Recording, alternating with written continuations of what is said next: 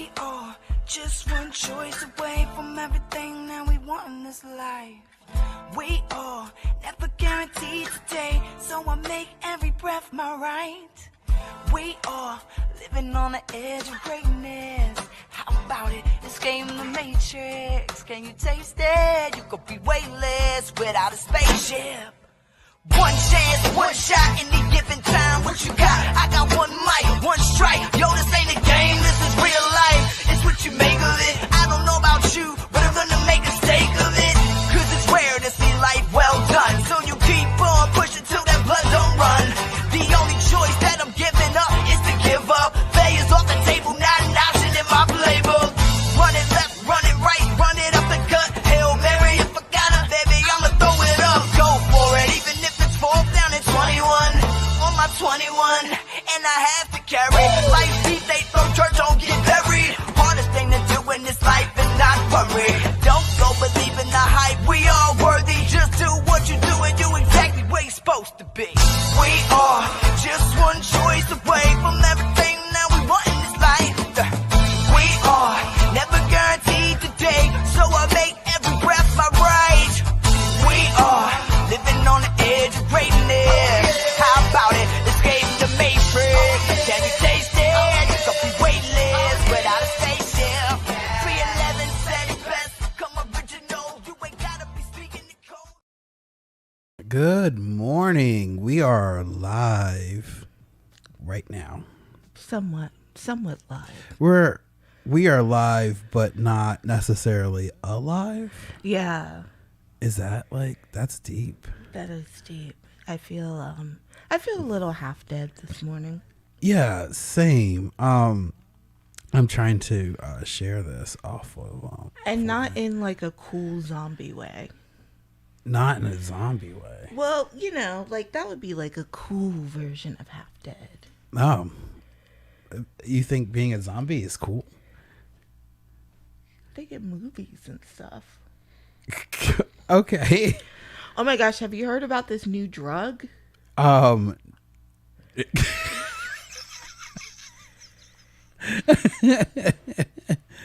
No, I have not heard about this new drug. There's this new drug on the streets called Trank. Trank, Trank. not crank. No, Trank. Trank. And it's like some kind of horse tranquilizer or something like that. But Is it really? you know how it's always something like that. Wow.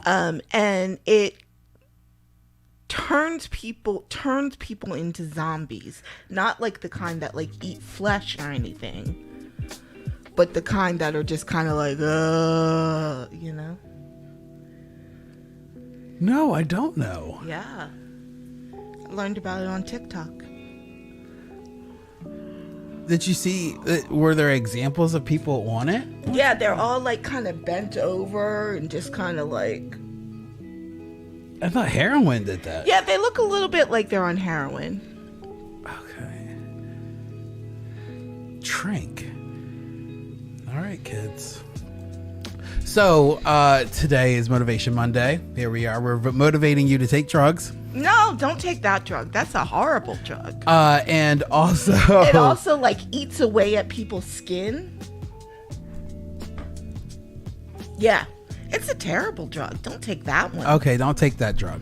We're motivating you to not take that drug. Yeah, don't take that one. And it is June, I believe June 12th, and wow, we are in week 2 of June. God, this month sucks. June is never ending. It's not. It's gosh.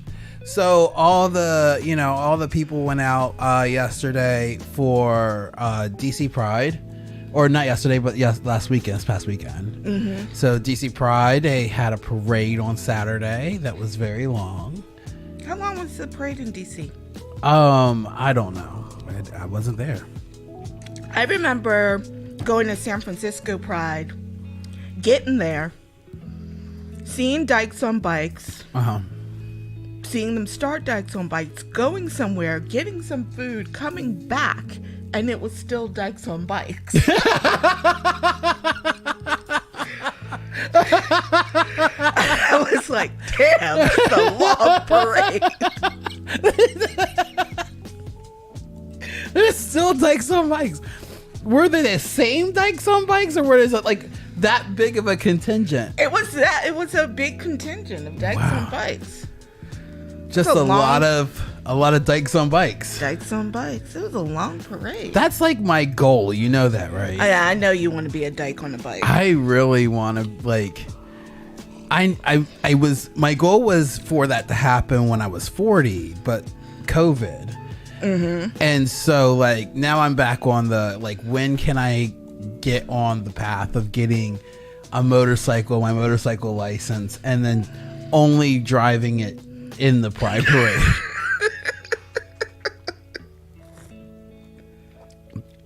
Is the only. It's a little toasty in here. It's getting toasty. Yeah, it's getting hot. It's gonna be one of those things. I enjoy when. Thanks, Franz. I enjoy when you say it takes me back to first grade. A good kind of grounded feeling. Well, like, you know, I gotta say the date because one, it tells me what day it is. Yeah. So, and also we can see how June just isn't ending. It's not ending. It's the 12th, and it's the second week of June. Like it's, so it is Pride Month forever. This weekend, I photographed a really cute 2-day wedding. Okay, that's cute. So here's something that's really interesting. So, they kept it really low key. I really enjoyed how they did their wedding. Day one, they did their ceremony over at the conservatory here in at Druid Hill Park. It was really cute, and we just did the ceremony, and then a lot of portraits, a lot of group shots, and then a lot of pictures of them together around the conservatory and everything, because what they didn't want to do is like lose their day to pictures. Fair. So we did all of the pictures, and then the second day on Saturday they had their reception at this really cute place called the Elm in Hamden. And I think a cat just broke in. A cat broke in. I didn't shut the door good enough. You did not. So the Elm in Hamden, which is this really cute little venue, but their wedding was the last event that they're doing there. Guest appearance by baby Zora. Hey Zora, you're interrupting our show, and she's not really interested in the show. She's just being a dick. So yeah, they had at the Elm, which was, like I said, a really cute venue. It, you know, it's not huge, but they had like this big like backyard garden area, and it was just really nice. It was really nice, and they had and they were like, you know, one of the spouses, it's just their second wedding. Zora is getting on my nerves. She's gonna do this loop as many times as possible. So one of the spouses is their second wedding, mm-hmm. and the other spouse, it's their first.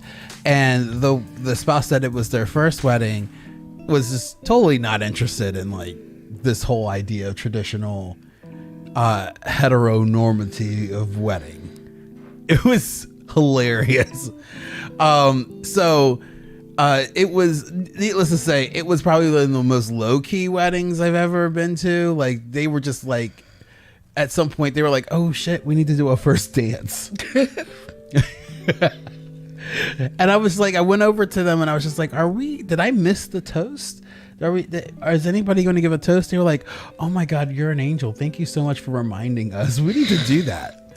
So that's like the kind of vibe it was through the whole thing. They were just really just excited to just be around their friends and some family.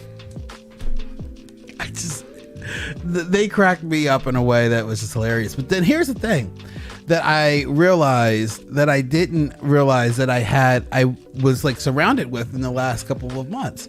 It's a lot of what I might call queer adjacent couples. Mm-hmm. So like I say queer adjacent, where it's one or both of the people in the relationship, they don't identify as straight. Or they're not straight. Well, that's not queer adjacent. That's just queer. But they do get to reap the benefits of appearing as a heterosexual couple. Well, that's still queer. Is it? Yeah. Well, that's where there was a lot of that. I thought you meant queer adjacent, like they do identify as straight, but they give off queer vibes. Well, there was a lot of that yesterday too, though, or Saturday too. Like, I know folks who identify as straight and give off queer vibes. But like, here's the thing. The thing is that they gave up, like, they would give off queer vibes, but then I'm like, are you really straight? Because I know for a fact that you've dabbled. But they're not saying they're straight. Right? Who's straight? They're not identifying as straight. Uh-huh. Right? Isn't that what you said? Okay, what I say is more. one or both of the people in the relationship, one or both, don't identify as straight. Well, that makes them queer. I see the reason why I say queer adjacent couples as like them together. I'm not saying that they're not queer. It's just that they get to be in this, like, they get to go buy a mattress without people asking them questions. I mean, that's fair. They have straight privilege. Yeah. Yeah, I guess that's fair. But like, doesn't mean that they're straight. So they're straight passing. Ooh. That's some light skin realness. Wow. All right. Because though Franz is in this situation. And Franz like, fuck, that's me now, isn't it? Yup. That is you. So like, I find it interesting because I think I got hit on by someone who was very clearly in one of these queer adjacent, queer straight relationships. Okay. But there is a lot of like this idea of like non-traditional relationships, meaning there are a lot of people who are probably poly there. And I was just like, I don't know how to respond to someone hitting on me at a wedding while you're here with your fiance. If we went on a wedding, would you hit on... If we went to a wedding together, No. would you hit on someone? No, that's weird.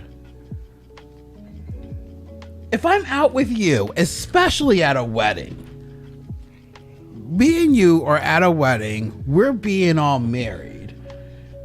And being at a wedding where someone just got married, I am not using that as an opportunity to like pick up someone. Unless we got really drunk and we took somebody home together. Wow. Like, that's that would- romantic. Shut up. But I feel like that would be the only exception. It would be a me and you thing. It wouldn't be a like, let me go grab a glass of wine and while I'm there, let me see what that Be photographer's like, doing. Hey. That's weird. Hey, ladies. Hey, guy. And Yeah. by guy, I meant Guy Fieri. Oh, that's you. Yeah. You're like, who's the caterer? Take me to Flavor Town. God, you're so weird. You would be like, there's not enough meat at this party. You would have been like Let's that. add some sausage to this Ew. party. You know what Franz had though? Franz had a whole meat station. Mandatory. Yeah. This wedding, however, did not have a lot of meat. Boo. Yeah. You would not have been happy with the lack of meat. Especially because they had hummus. I like hummus. I don't like hummus. You're not like Miss Meat Lady.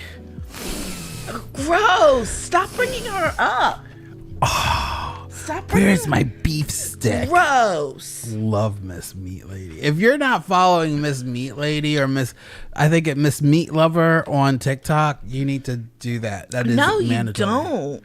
Yeah. It's too much. It is not too much. So check it. Check it. I have some stuff. We have stuff to talk about today. It's been like 15 minutes of us rambling about weddings. Okay, listen. Yesterday, craziest thing happened in Philly. So I-95 collapsed down in North Philly. Like a whole section of 95 collapsed. Yeah. So, okay. Now, Sydney thinks there's a conspiracy theory. I do. On this. You think that this is a government cover-up? I do. I think that this was a terrorist attack. Okay. Like a white supremacist terrorist attack. Like a practice Okay. to see if they can like isolate cities. Oh. That's deep. Yeah, and then come in. That's terrifying. So I mean, that's the way my brain works, right? Like, now there's Roger. hi, Roger. Sydney is not allowed to be the last one in the room anymore. No, I keep the door open too much, and then the cats come in. They just came right on him. So anyways, So yeah, I do think that is my conspiracy brain. That was a practice for a white supremacist terrorist attack. They don't want to tell us. They are investigating this. Like, Yeah. This is being investigated. yeah, because it's super random and weird. So apparently a truck carrying gasoline caught on fire underneath the overpass for 95. And the flames burnt so hot that the road collapsed. So then they're doing looks because like there's gasoline runoff. There's gasoline runoff and caused like a manhole explosion to come through and like blow a lid off of a manhole somewhere in the city. And now they're looking at environmental issues because the runoff from the gasoline could have gotten into the Delaware River. And here's the thing about this whole thing that just like made me laugh out loud and was just like, of course this is. So one of my favorite places in Philly that I have never been to is Four Seasons Total Landscaping. Oh yeah, you do love Four Seasons Total This Landscaping. happened right next to it. Wow. So I'm showing you the map. Said this is where it went down. That's Four Seasons Landscaping. I mean, I'm talking about a block over from the 95 overpass. Four Seasons Total Landscaping. See, this confirms. I'm telling you. Yeah. I'm telling you. You wait. You just wait till the documents come out that this was a white nationalist terrorist attack. It was like a practice attack for something bigger coming down the line. So I'm gonna my thoughts and prayers are going out to the people at Four Seasons Total Landscaping. They were the GOAT of the presidential election. I swear. Really were. The fact that they were able to like build their fame all the way to like a Super Bowl commercial. Congratulations. Like, I don't even care. I think the last thing they were thinking about is having any kind of political affiliation with anybody. And it doesn't even matter what their political affiliation is at this point because they played that whole situation so right. Look at him. It's being weird. Roger's Rogin. So go ahead, Four Seasons Total Landscaping. I really hope that this doesn't impact your business. I hope you keep growing bigger than the Four Seasons Hotel. You deserve it, Four Seasons Total Landscaping. What do you think about my theory? I am terrified of your theory, but I don't have an opinion on it because I feel like we're in this age of, yeah, sure, anything could happen. Right. Like the apocalypse part of my brain, Right. that's the kind of stuff I usually like repress and compartmentalize. Right. Because it will like totally fuck me up. Right. And so I have this whole apocalypse part of my brain that is like worst case government scenario. Right. I mean, look. But this one came to the surface. Oh, first off, I love Ron saying that Roger is tending to the pencil machine in the back. Or he's trying to figure out how to use my Cricut machine. One of the two. Or destroying my chair. Which is, yep, that's what's happening. Yeah. So I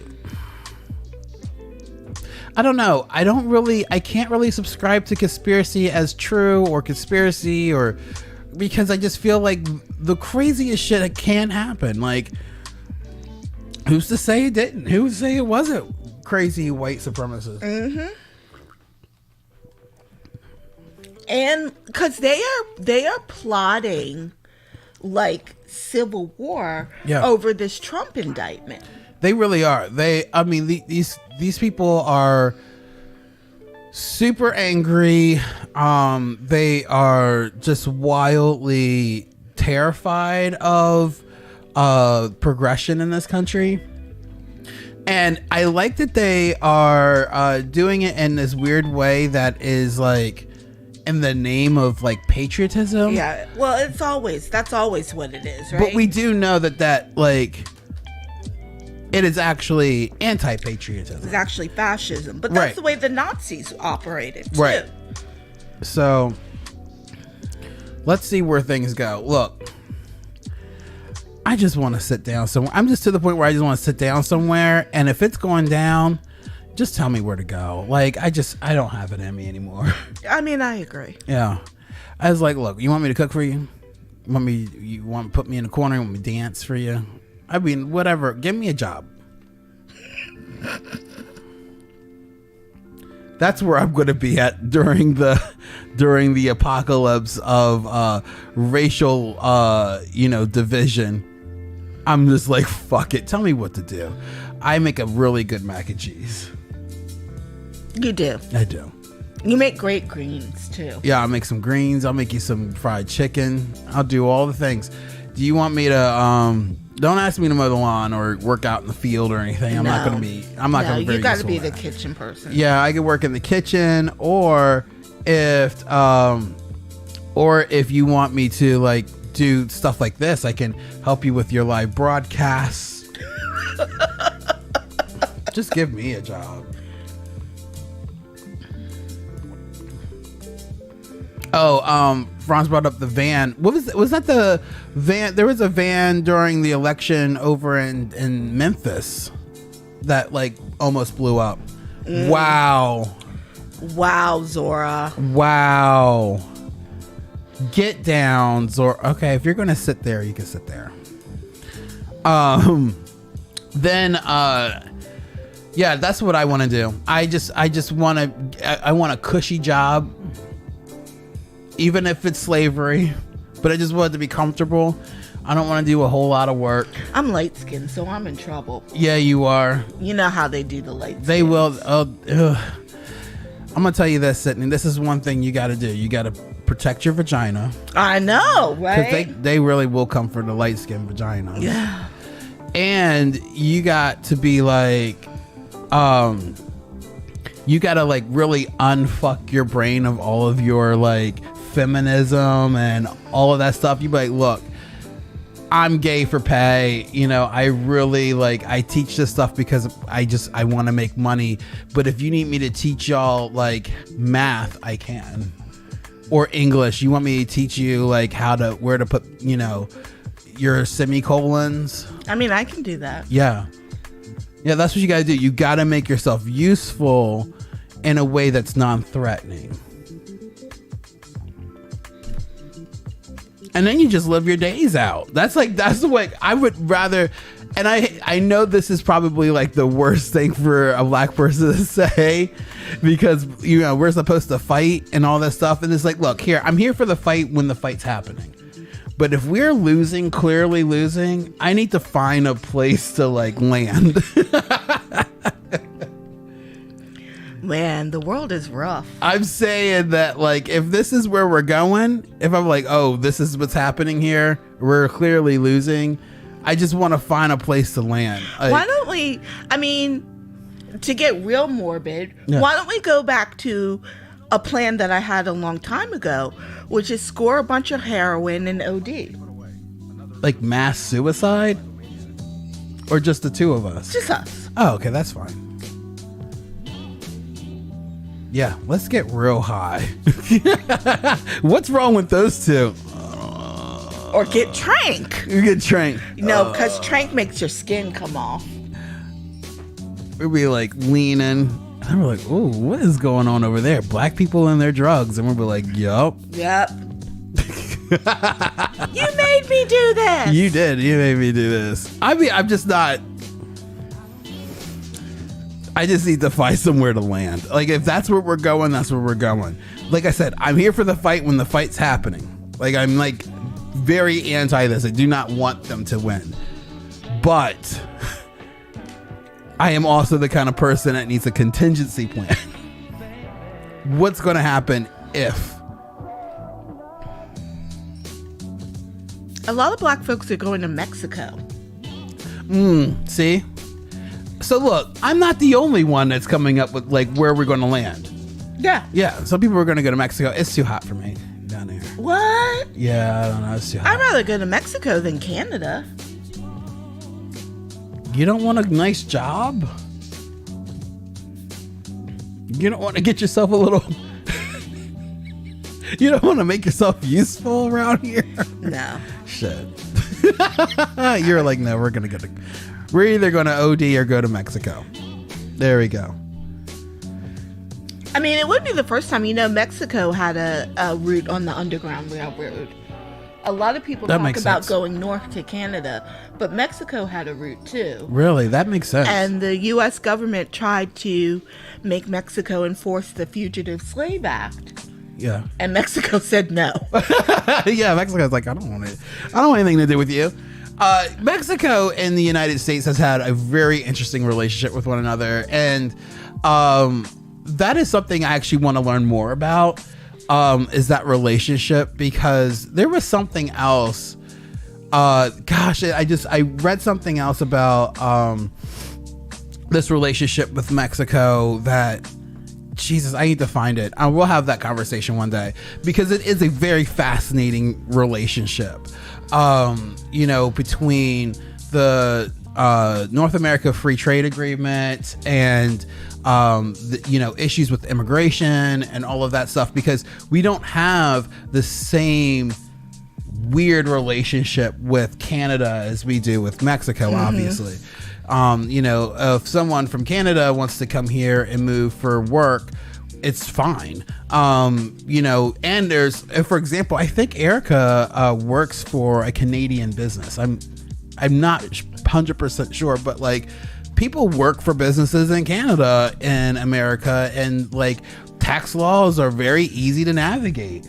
It is not the same with Mexico. Well, it's also brown people. Yeah, but there's been a lot of like, it's just been a very interesting relationship, because there's been weird sections of cooperation and then weird sections of just like, no, right? Mm-hmm. So that is something I've always wanted to know. Kyle said he was almost sold to Mexico when he was younger.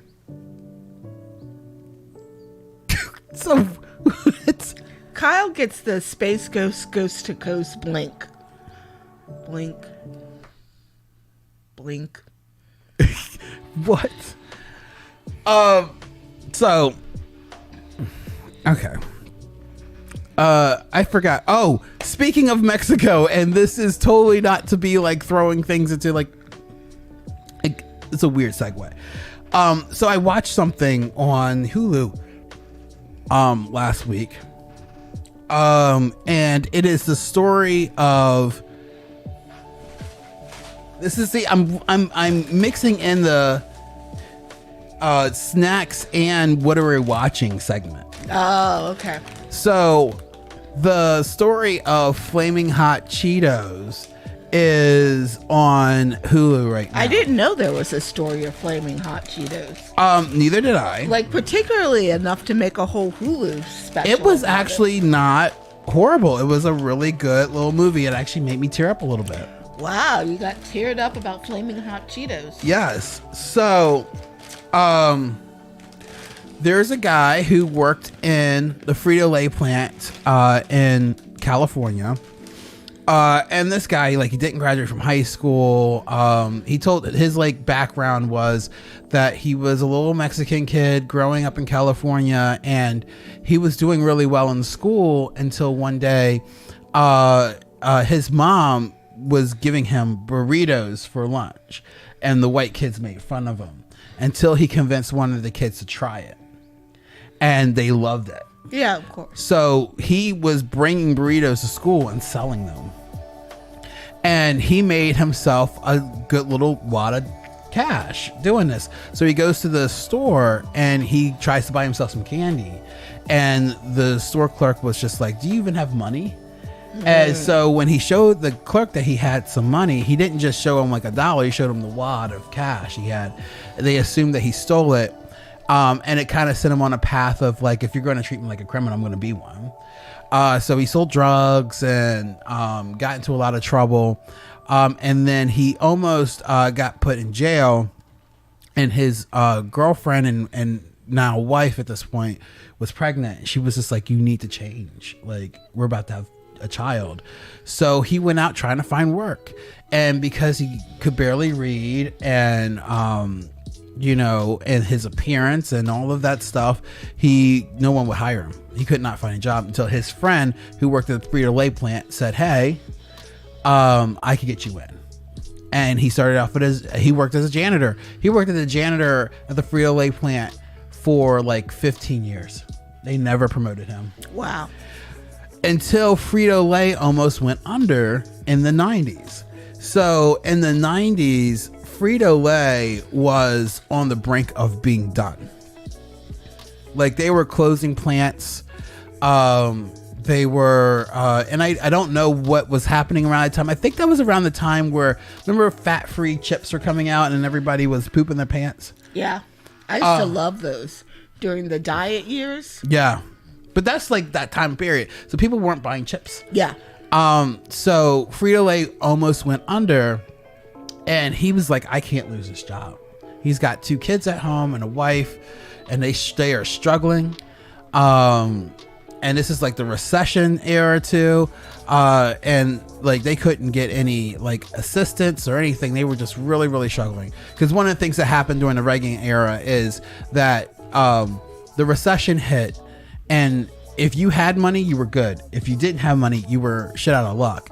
And they didn't change. It's kind of like what's happening now is that when you go and apply for assistance, they don't change the income to adjust for inflation. Right. So like, if we went and got help now, they'd be like, "You make too much money," even though we don't make enough money to actually live in today's money. So that was what's going on in the Reagan era. That was a big issue with Reagan. And so, he one day his kid ate some street corn, had like a bunch of spices on it, and the kid was crying and was like, "It's too hot, it's too hot." And he's like, "Well, stop eating it." He's like, "But it burns so good." And it like light bulb. Him and his wife came up with a formula to put this hot spice on Cheetos. And from there, he had to do a lot of convincing. And when they did come out with Flamin' Hot Cheetos in the 90s, I don't remember it. I don't remember it back then. I still feel like this is kind of like the movement of Flaming Hot Cheetos is fairly new. And a big reason for it was because they put it on the shelves and they never advertised it. They tried to sabotage him. So what he did was he went out and he took a bunch of bags from the plant, and he gave them out for free to all of his friends and everything in the neighborhood, and then they sold out. And the guy who was responsible for marketing Flaming Hot Cheetos got in big trouble because all he did was let them sit on the shelf. And he never advertised it because he said, no janitor is going to do my job better than me. Oh, well, look at that. So the story of Flaming Hot Cheetos comes deep from some deep racist nonsense. And I've only had them one other time than right now. I don't think I've ever had them. You've never had them? No. The thing is, I'm not a big fan of super duper spicy stuff. And you think everything is super duper spicy. Don't make me sound like some white woman who can't eat pepper on a... Just add some ketchup. It's a spice. I am not that person. Don't add too much. Ketchup can be spicy. I like spicy, but I like a particular spicy. Like, I like hot sauce, but I don't like Tabasco sauce. Because I feel like Tabasco sauce is just hot. Hot sauce has flavor. All right, let's do this. Here we go. Hot Cheetos.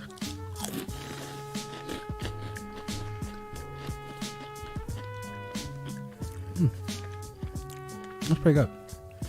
Mm-hmm. Oh, there it is. It's not that hot.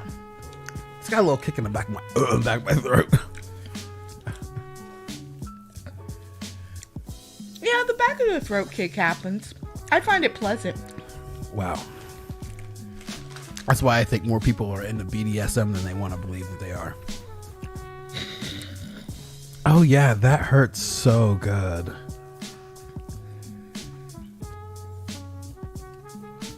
I mean, maybe. Mm-hmm. So yeah, that's the story of Flamin' Hot Cheetos.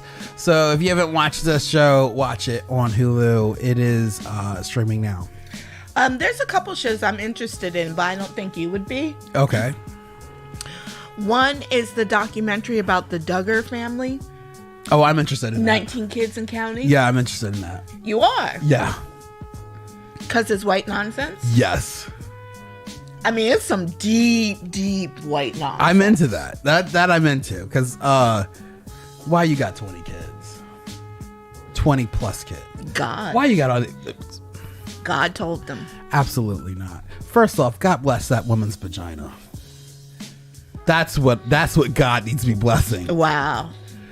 How you have that many children? I do want to know how many of those children that she had to have C-sections for. I don't know. Because like that's the only thing I could think of. When you start having more than like 3 kids, like your business down there has to just be flapping in the wind. Flapping. The other one is the documentary, and I kind of already know this story, about this family who adopted a girl, and the girl turned out to be an adult. Oh, okay. But there was a similar one where a dude did that. Yeah. Where he looked like some little kid, but he was like a grown-ass man on the run. Yeah, I watched that one. Oh my God, that's hilarious. Okay, I'm into that too. I want to get away with that shit. It's like, but you have gray hair and you're like taller than me. I'm like, but I'm 15. Send me to school. Send me to school. That sounded creepy. It is creepy because why are you a grown ass person? That's true. Trying to be adopted. Yeah, I would watch that. I would watch that too. Why is Zora sitting there? Baby Z, what are you doing? Look at Scabby Joe. She's seriously just sitting on the table right here, just staring off in the distance and being weird. So I do have something to share with y'all. It's something that I found this morning, actually. Did you know, I didn't realize they were making a new Color Purple. Oh, I already knew that. As a musical. Yes, they're doing the musical as a film. God, so good. I enjoyed the musical. Saw it on Broadway during the first run of the musical. Fell in love with the music. It was great. And so I have the trailer here, and we can watch it. I feel like that's something we should do. You want to watch the trailer? I mean, we can watch it. Yeah, we're gonna watch the trailer for the new Color Purple. I have to get this all set up here. Here we go. I gotta turn this down. So here we go. The trailer, Color Purple. Today, our teacher taught us about a place called Africa. She say our mamas come from Queens over there. That means that we royalty. I don't need you to love me. Afternoon, I need me a wife. Even if we have to part, you and me, us have one heart.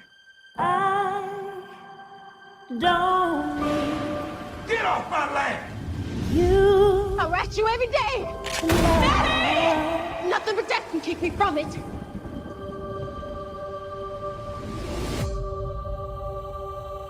Oh, Miss Celie. You must ain't got no kinfolk around these parts. All I had was my sister.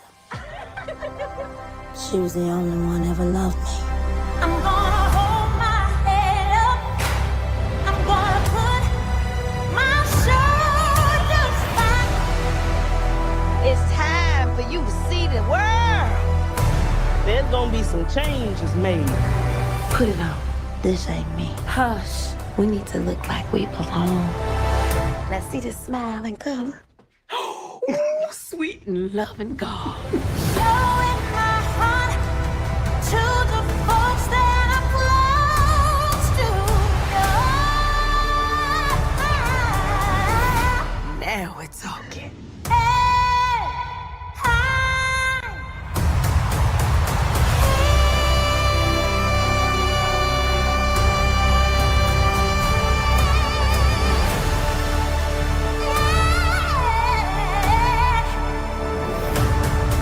Dear Celie, we are more than just kings and queens. We are at the center of the universe. Oh, yes, I am.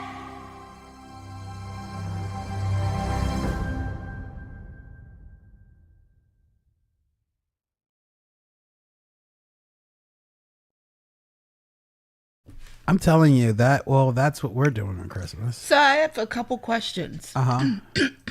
Is the musical still gay? Yes. And so I am interested in seeing Fantasia and Taraji P. Henson get like down. So the musical's still gay. Oh yeah, they very much kept that part of the book in the musical. And then the other question that I have is, how many drag queens are going to be doing that ballad?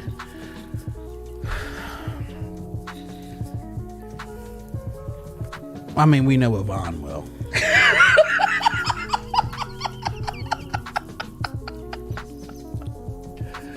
You know, when I did Black Broadway years ago, that was The Color Purple was one of the biggest reasons why I wanted to do that show. And if I had my way, I wanted to do a whole like group number medley of Suge Avery's come into town, because at the time Gigi hosted it, and then like I wanted to do Brown Betty. It was just such a good musical. And you know, I was very anti Hairspray the musical. What's happening? Is there like a person in the house, or was that Tyrone? That was Tyrone.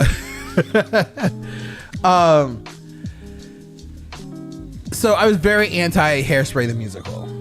I really loved the original Hairspray. I didn't understand why they had to make it into a musical.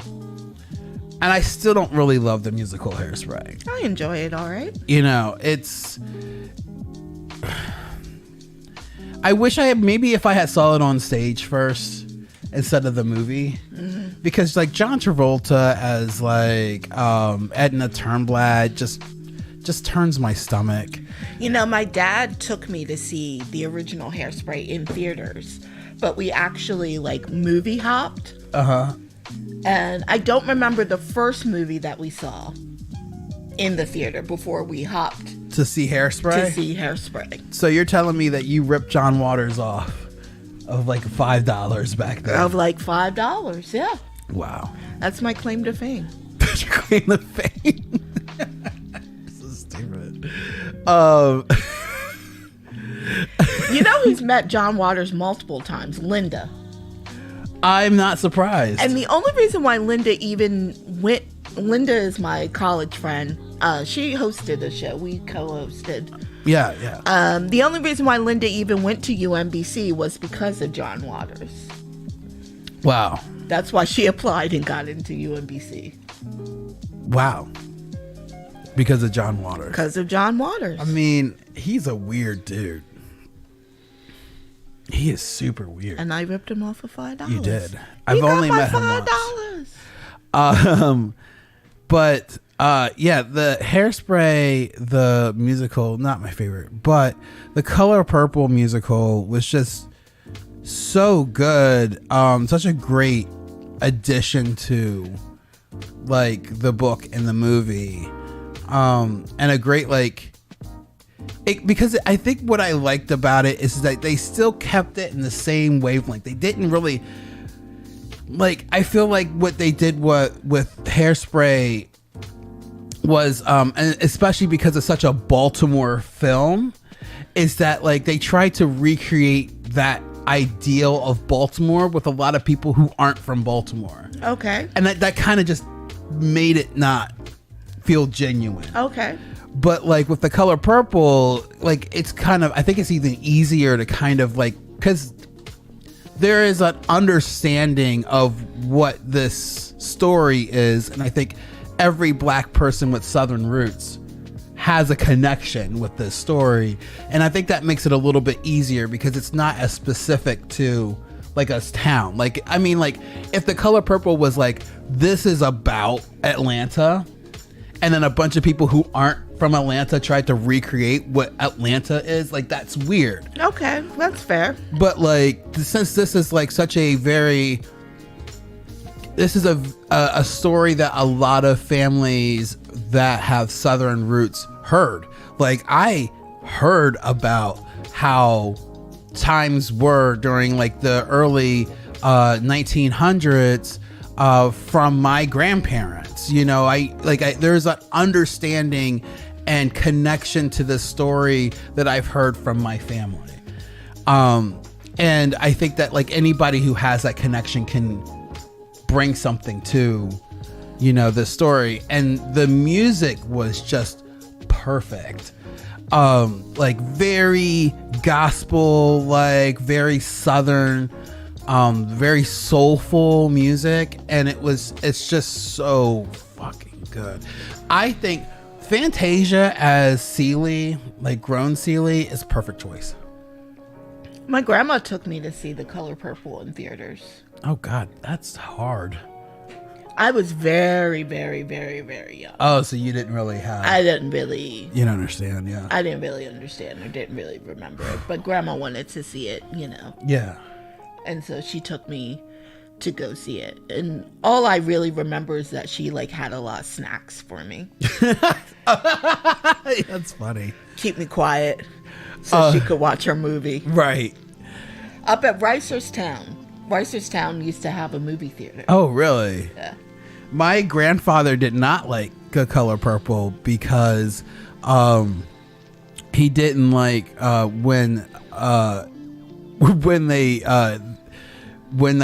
Celie almost like cut him with the shaver knife, and that he did not like that. Well, Mr. had a sad ending, and I'm just like, I think you missed the point here.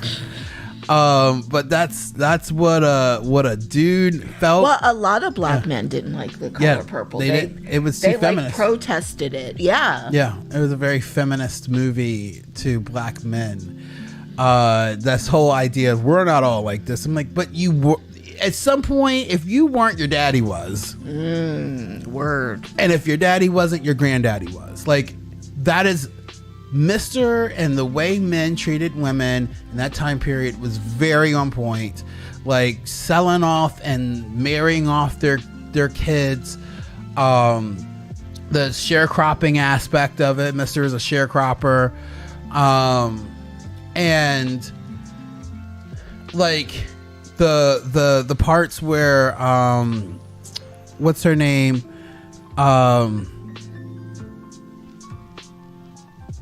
Gosh, who was Oprah? What was Oprah's character's name again? I don't know Oprah. I can't think of her name. But when she got in trouble and got arrested, and for her to go and work with somebody, you know, that whole idea of you know, that slavery aspect that still kind of happens is very accurate. Like, yeah, you got a woman in jail, I need a maid, make her serve her time with me. Yep. Yeah. So that's what I loved about the color. That's what I love about The Color Purple, and I am just very, very excited for it. And if this is going on Christmas Day, I think that's what we're doing on Christmas. All right. I bet you anything, my mom will get us tickets. All right. She's like on those mailing lists, and we're gonna go do that on Christmas. So I'm really excited. And I really hope that if there's no Oscar nomination at the very least, there's gotta be. Yeah. Off the trailer. I think there are Oscar nominations for the original, yeah? Or no? Or was that the Scandal that there were? I don't remember. Unsure. I'm pretty sure Steven Spielberg got nominated. Wow. I think he's involved with this. So they said Steven Spielberg, Quincy Jones, who did the music, Oprah Winfrey, who produced it, who also produced the musical, on stage musical. Oprah could afford to just make the whole thing. Damn, Oprah got money. Oprah got so much damn money. And I remember there was an interview about her playing, Jesus, I can't even remember her freaking name. But the fact that her, you know, her husband in the movie is Harpo, which is Oprah backwards. Yeah. Was a big reason why she wanted that part. So very interesting, and all that's fascinating to me. But yeah, I forgot that I have something else to share with you. No, I don't. I talked about the wedding. You did. Talked about 95 crashing. Yeah. Talked about Four Seasons Total Landscaping. New information. Yep. We had snacks. Yeah. And The Color Purple. That's a lot. Yeah, we did a lot today. That is a fun-packed episode. It is. So what's interesting is that, like, not interesting, but I'm noticing, because I'm always late to the game. So we're doing a show Monday and Friday. I only have like 2 days to put together Monday's show, which is in real life just one day. But I have 4 days to get Friday's show together, which in real life is only 2 days. But that's still more time. Yes. To get Friday's show together. So as I figure out a really simple format for Monday, because I have less time to pull it together, and then we have like a little bit more content on Fridays because I have more time. So like Fridays we'll do TikTok, stuff like that, and Mondays I will figure out like what exactly we talk about on Mondays. Sounds fair. Yeah. But yeah, until Friday, I guess. I hope everyone has a fantastic week. I got nothing. You got nothing? Well, I gotta get my car to the shop because I need a new battery. And of course, I love that you know what button to push. I got to get a new battery, and of course I have this van where the battery is like underneath this like vent thing and can't really get to it, so I have to take it to the shop and get it replaced. So that's going to happen today, and yeah, that's what we got. So until Friday, y'all, I hope you all have a fantastic week.